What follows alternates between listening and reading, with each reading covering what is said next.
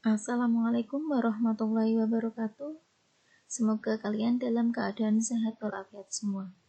Dalam bab kali ini kita akan membahas tentang peran kimia, perubahan materi, dan pemisahan campuran.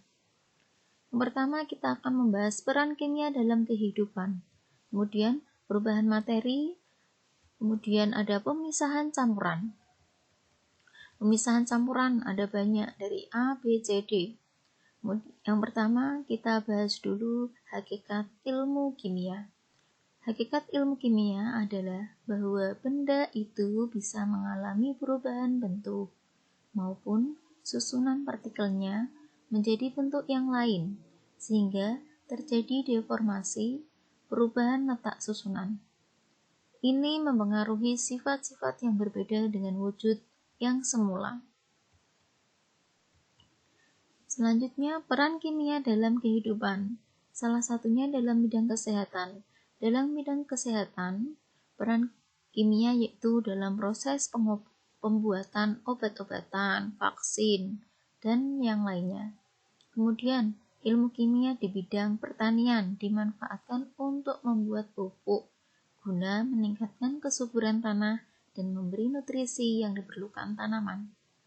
Hal ini dilakukan agar para petani bisa memanen tanaman mereka dengan lebih baik. Bidang industri, ilmu kimia juga bisa dimanfaatkan dalam bidang industri, salah satunya dalam industri pangan, di mana ilmu kimia menjadi alat bantu meningkatkan mutu dan persediaan pangan dan penggunaan. Di samping itu bisa dimanfaatkan untuk membuat mesin-mesin besar yang membutuhkan logam baik. Dalam kehidupan sehari-hari, tidak jauh dari kimia seperti sabun yang digunakan untuk mandi, deterjen yang digunakan untuk mencuci, atau garam dapur yang digunakan untuk memasak. Itu semua adalah bahan-bahan kimia. Kemudian bidang biologi. Ilmu kimia dan biologi saling bergantung. Hal ini lantaran proses kimia berlangsung dalam tubuh makhluk hidup membutuhkan penjelasan biologi. Contohnya, proses pencernaan merupakan proses kimia yang dipelajari dalam biologi dan diperlukan pengetahuan tentang struktur maupun sifat senyawa seperti karbohidrat, protein, lemak, enzim, dan vitamin. Kemudian dalam bidang arkeologi, ilmu kimia dibutuhkan untuk menentukan umur fosil. Fosil yang ditemukan dapat ditentukan usianya dengan radioisotop karbon 14. Kemudian dalam bidang hukum, untuk membuktikan tindak kejahatan seseorang, maka dibutuhkan pemeriksaan DNA. Pasalnya, struktur DNA setiap individu akan berbeda, sehingga dapat digunakan untuk mengidentifikasi seseorang. Kemudian kita akan membahas perubahan materi. Perubahan materi ada dua, perubahan kimia dan perubahan fisika. Sesungguhnya perubahan materi melibatkan perubahan sifat dari materi itu sendiri. Perubahan sifat ini ada yang hanya melibatkan perubahan sifat fisiknya saja, dan ada yang hanya melibatkan perubahan sifat kimianya. Biasanya, perubahan sifat kimia suatu materi selalu melibatkan juga perubahan sifat fisiknya. Nah, kita bahas dulu. Yang pertama, perubahan fisika adalah perubahan materi yang tidak disertai dengan pembentukan zat yang jenisnya baru. Contoh perubahan fisika ada pencampuran gula ke dalam air, membentuk larutan gula.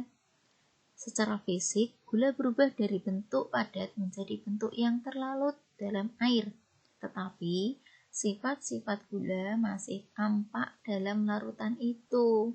Misalnya, rasa manis masih ada, baik dalam wujud padat maupun dalam bentuk terlarut dalam air.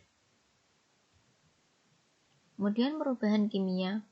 Perubahan kimia adalah suatu perubahan materi yang menghasilkan jenis dan sifat materi berbeda atau membentuk zat baru dari zat semula, dinamakan perubahan kimia.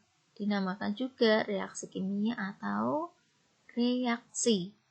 Contoh perubahan kimia adalah pembakaran kayu. Jika kayu dibakar, akan menghasilkan arang kayu.